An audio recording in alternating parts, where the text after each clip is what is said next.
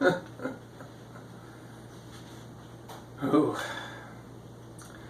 Well, hello there, and welcome to Frank Reads. I'm Frank Hasenmuller, and I've been reading some of my favorite stories lately, and I thought I'd share them with you. I enjoy them, and I hope you will too. We're doing things a little differently today. Instead of reading a short story or a poem, I'll be reading a political declaration. The Declaration of Independence of the United States by Thomas Jefferson, to be exact. Now, Jefferson did not work alone. He was part of a five-man committee, which also consisted of John Adams, Benjamin Franklin, Jefferson himself, Robert R. Livingston, and Roger Sherman. And amongst them, they all decided that Jefferson was the best suited for the job, but they still contributed some ideas here and there. And I thought it appropriate to read the Declaration, since this is the 4th of July, and it is the reason why the United States celebrates its Independence Day on July 4th. So let's go ahead and read the Declaration of Independence.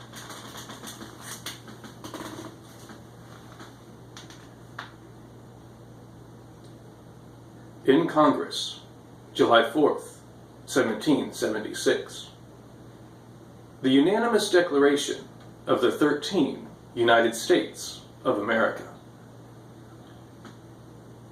When, in the course of human events, it becomes necessary for one people to dissolve the political bands which have connected them with another, and to assume among the powers of the earth the separate and equal station to which the laws of nature and of nature's God entitle them, a decent respect to the opinions of mankind requires that they should declare the causes which impel them to the separation. We hold these truths to be self-evident, that all men are created equal, that they are endowed by their Creator with certain unalienable rights, that among these are life, liberty, and the pursuit of happiness, that to secure these rights, governments are instituted among men, deriving their just powers from the consent of the governed, that whenever any form of government becomes destructive of these ends, it is the right of the people to alter or to abolish it, and to institute new government, laying its foundation on such principles, and organizing its powers in such form as to them shall seem most likely to affect their safety and happiness. Prudence indeed will dictate that governments long established should not be changed for light and transient causes, and accordingly, all experience hath shown that mankind are more disposed to suffer, while evils are sufferable, than to right themselves by abolishing the forms to which they are accustomed. But when a long train of abuses and usurpations, pursuing invariably the same object, invices a design to reduce them under absolute despotism, it is their right, it is their duty, to throw off such government, and to provide new guards for their future security. Such has been the patient sufferance of these colonies, and such is now the necessity which constrains them to alter their former systems of government.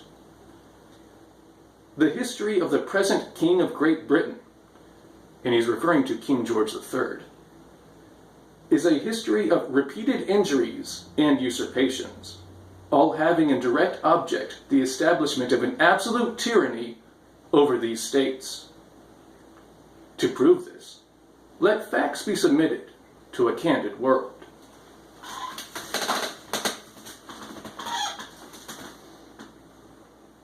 He has refused his assent to laws, the most wholesome and necessary for the public good. He has forbidden his governors to pass laws of immediate and pressing importance, unless suspended in their operation till his assent should be obtained, and when so suspended, he has utterly neglected to attend to them. He has refused to pass other laws for the accommodation of large districts of people, unless those people would relinquish the right of representation in the legislature, a right inestimable to them and formidable to tyrants only. he has called together legislative bodies at places unusual, uncomfortable, and distant from the depository of their public records for the sole purpose of fatiguing them into compliance with his measures. He has dissolved representative houses repeatedly for opposing with manly firmness his invasion on the rights of the people. He has refused for a long time, after such disillusions, to cause others to be elected, whereby the legislative powers, incapable of annihilation, have returned to the people at large for their exercise, the state remaining in the meantime exposed to all the dangers of invasion from without and convulsions within. He has endeavored to prevent the population of these states, for that purpose obstructing the laws for naturalization of foreigners, refusing to pass others to encourage their migrations hither, and raising the conditions of new appropriations of lands. He has obstructed the administration of justice by refusing his assent to laws for establishing judiciary powers. He has made judges dependent on his will alone for the tenure of their offices and the amount and payment of their salaries. He has erected a multitude of new offices and sent hither swarms of officers to harass our people and eat out their substance. He has kept among us in times of peace standing armies without the consent of our legislatures. He has effected to render the military independent of and superior to the civil power.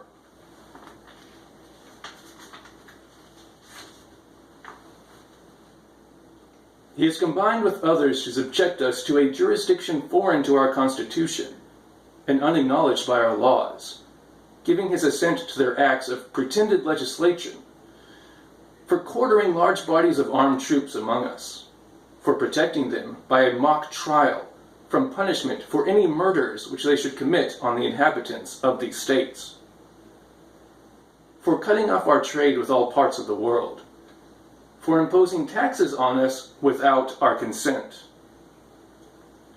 for depriving us in many cases of the benefits of trial by jury, for transporting us beyond seas to be tried for pretended offenses, for abolishing the free system of English laws in a neighboring province, establishing therein an arbitrary government, and enlarging its boundaries so as to render it at once an example and fit instrument for introducing the same absolute rule into these colonies, for taking away our charters, abolishing our most valuable laws, and altering fundamentally the forms of our governments, for suspending our own legislatures and declaring themselves invested with power to legislate for us in all cases whatsoever. He has abdicated government here by declaring us out of his protection and waging war against us. He has plundered our seas, ravaged our coasts, burnt our towns, and destroyed the lives of our people. He is at this time transporting large armies of foreign mercenaries to complete the works of death, desolation, and tyranny, already begun with circumstances of cruelty and perfidy scarcely paralleled in the most barbarous ages, and totally unworthy the head of a civilized nation. He has constrained our fellow citizens taken captive on the high seas to bear arms against their country, to become the executioners of their friends and brethren, or to fall themselves by their hands. He has excited domestic insurrection amongst us, and has endeavored to bring on the inhabitants of our frontiers the merciless Indian savages, whose known rule of warfare is an undistinguished destruction of all ages, sexes, and conditions. In every stage of these oppressions, we have petitioned for redress in the most humble terms. Our repeated petitions have been answered only by repeated injury.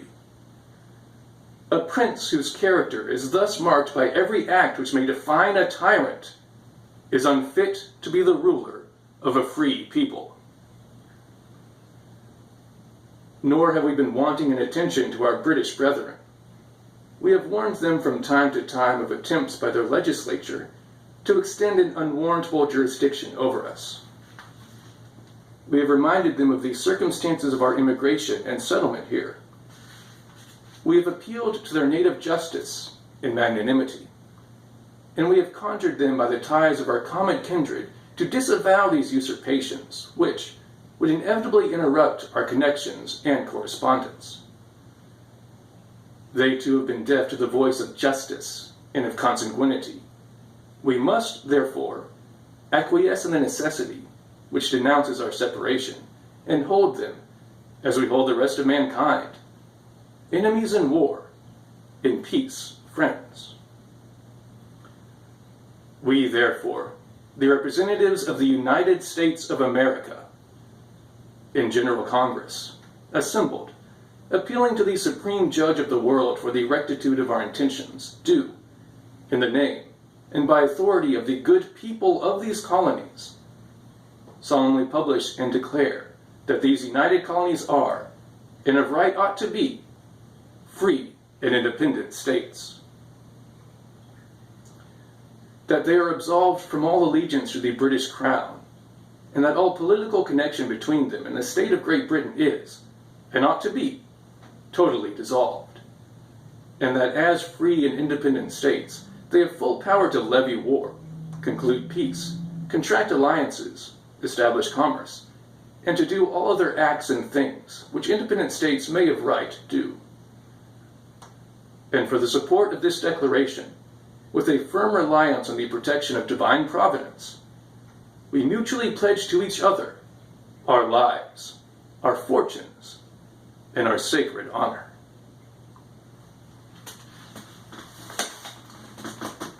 And here are the 56 names which are signed to the Declaration. From Georgia, Button Gwinnett, Lyman Hall, George Walton. From North Carolina, William Hooper, Joseph Hughes, John Penn. From South Carolina, Edward Rutledge, Thomas Hayward Jr., Thomas Lynch Jr., Arthur Middleton. From Massachusetts, John Hancock. From Maryland, Samuel Chase, William Paca, Thomas Stone, Charles Carroll of Carrollton.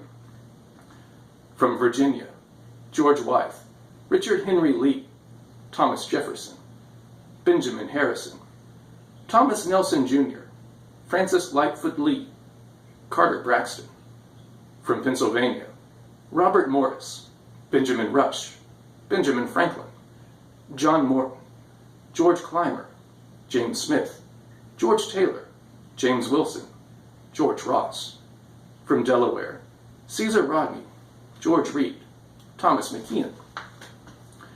From New York, William Floyd, Philip Livingston, Francis Lewis, Lewis Morris. From New Jersey, Richard Stockton, John Witherspoon, Francis Hopkinson, John Hart, Abraham Clark. From New Hampshire, Josiah Bartlett, William Whipple. From Massachusetts, Samuel Adams, John Adams, Robert Treat Paine, Elbridge Gerry. From Rhode Island, Stephen Hopkins, William Ellery. From Connecticut, Roger Sherman, Samuel Huntington, William Williams, Oliver Walcott. From New Hampshire, Matthew Thornton. Now, I felt obligated to read all of their names because that final line of the Declaration, we mutually pledge to each other our lives, our fortunes, and our sacred honor, that was not an exaggeration. These guys were putting their lives on the line by declaring independence.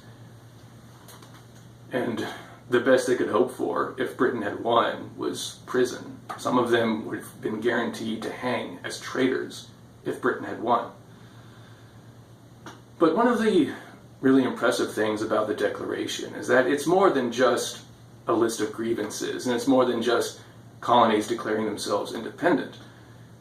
There are some pretty bold, pretty profound statements about the nature of human rights themselves and about human rights. Probably the most profound statement is, we hold these truths to be self-evident, that all men are created equal. And that line is not entirely Jefferson's own. He originally wrote, we hold these truths to be sacred, and I believe undeniable, but I forget what the other word was. And Benjamin Franklin objected to the use of the word sacred especially. He felt it was too religious. So he literally crossed it out and wrote self-evident. And that's pretty big difference, because it changes the Declaration from being something given to people by God to something that is true because of itself. And one of the great ironies of history is that on July 4th, 1776, King George III wrote in his personal diary, "Nothing of importance happened today." And it is easy to laugh at that nowadays, but you need to remember that information traveled much more slowly back then, and it was months before he found out about the Declaration. And in fact, before the invention of the steam engine, information could only travel as fast as the fastest horse. But of course, with all of the profound statements and all of the really grandiose ideals that are articulated in the Declaration, there is an undeniable shadow that hangs over it. And it continues to hang over the United States to this day, and we are still dealing with it. And even a cursory look at history or in recent events shows that we are still dealing with the fallout of slavery. There's no denying it. And it's not like the people of the time didn't have opinions about it. Thomas Jefferson himself, in his book Notes on the State of Virginia, had this to say about slavery. "The whole commerce between master and slave is a perpetual exercise of the most boisterous passions, the most unremitting despotism on the one part, and the degrading submissions on the other. Our children see this and learn to imitate it, for man is an imitative animal." Okay, that's fair enough. The man who wrote "All Men Are Created Equal" believes that slavery brings out the worst in the slave owners, and it results in the worst being brought upon the slaves. And to make everything even worse, the children of the slave owners watch the behavior and imitate it, and the cycle continues. He goes on to say, "For if a slave can have a country in this world, it must be any other in preference to that in which he is born to live and labor for another, in which he must lock up the faculties of his nature, contribute as far as depends on his individual endeavors to the evanishment of the human race, or entail his own miserable condition on the endless generations proceeding from him." Okay, that makes sense. He acknowledges that if slaves had a choice in the matter, they would rather live in any country besides the one where they are a slave.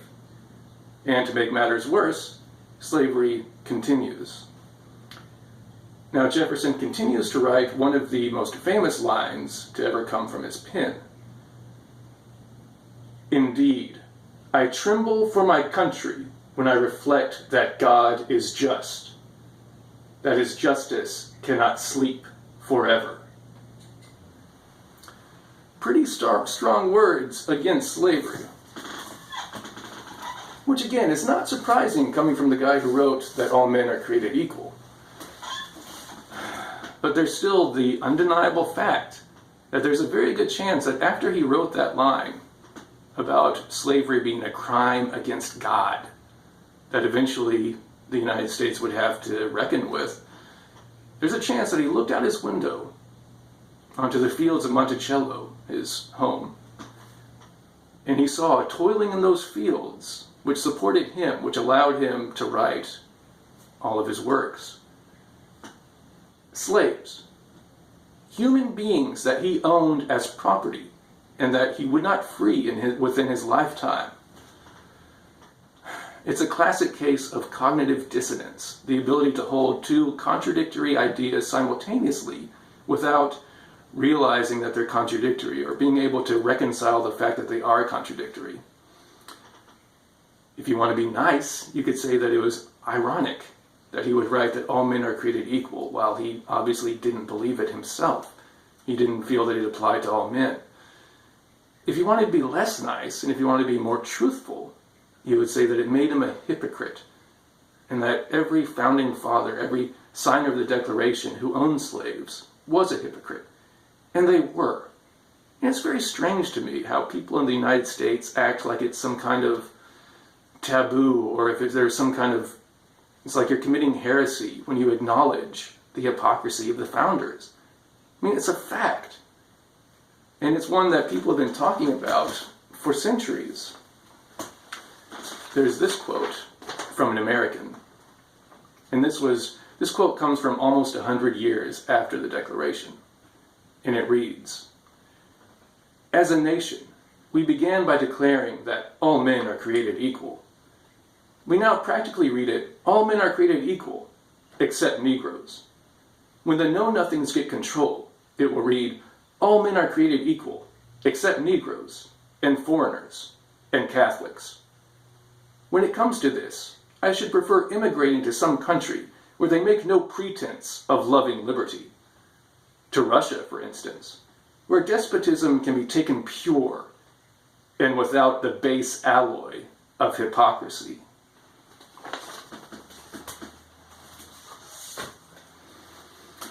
That was Abraham Lincoln. And he was specifically referring to a political group of his time, the Know-Nothings. But it's very sad how relevant that quote continues to be on through today in 2020. And in that quote, he was criticizing the United States, he was criticizing its history, he was criticizing its declaration, and he was telling the truth. Because even a cursory look at our history will show that not everybody has been able to achieve or pursue their life, their liberty, and the pursuit of happiness, which is guaranteed by the government in the Declaration. And so you can't really be surprised when certain people, specifically black people, along with other minorities, I've been thinking about race relations and how the government has treated black people a lot lately because of current events, because here we are in the year 2020. And you can't expect black people to be happy with a government that has never once truly had their best interest at heart.